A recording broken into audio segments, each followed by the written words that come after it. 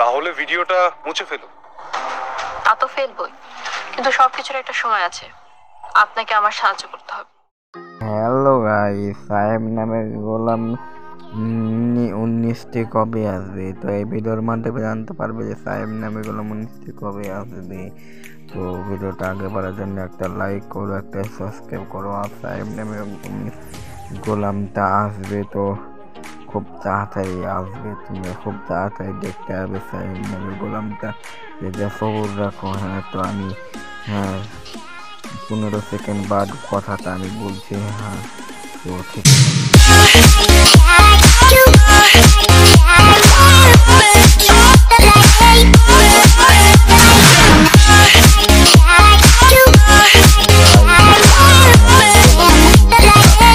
তাড়াতাড়ি তোমাদের মাঝে।